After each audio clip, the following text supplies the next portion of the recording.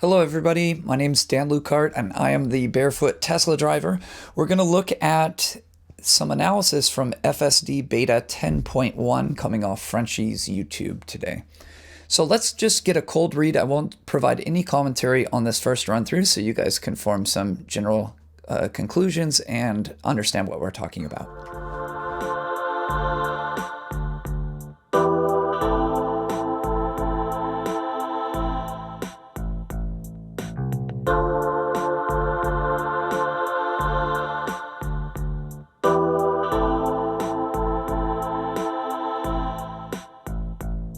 All right, let's back this up. This one's a really fascinating one, and ultimately I think it's a labeling problem.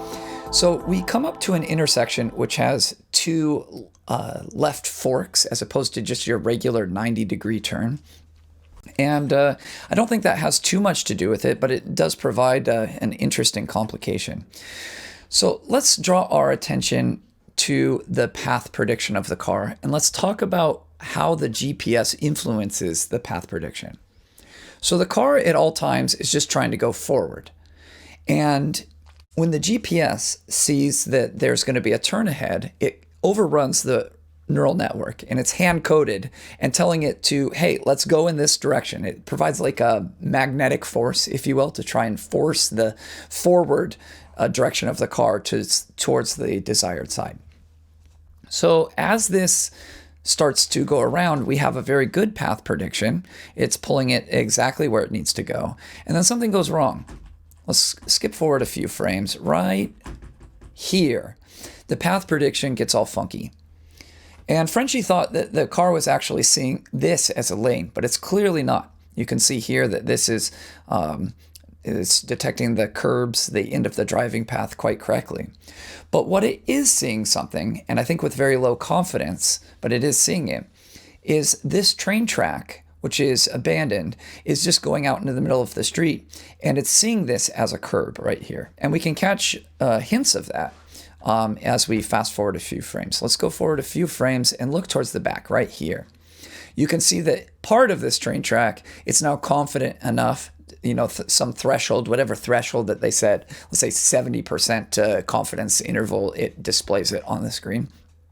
And as we go forward a few more, you can really see what the problem here is. The problem is a misdetection of this train track as a curb. Now, the hand-coded part of the GPS is saying, hey, go left, go left.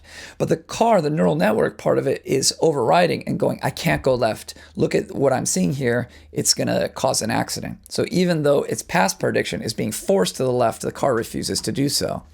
Now, it's like right on that threshold of, is this a curb? And it's going, yes. And then there's a no. And then there's a yes. And then there's a no. And the car at the last second finds, no, it's not a curb, as it kind of goes over it. Gets a little different perspective on that. And then tries to swing in at the last second. The car is still under control here. And then does marginal recovery back into it and continues on its way. So this is the importance of actually disengaging or reporting this, because most of those disengagements, I believe, are just going to labelers.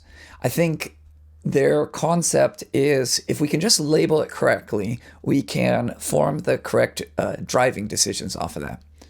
So anyways, this is the analysis clip that I had for this video. Hope you guys liked it, and subscribe and tune in for more.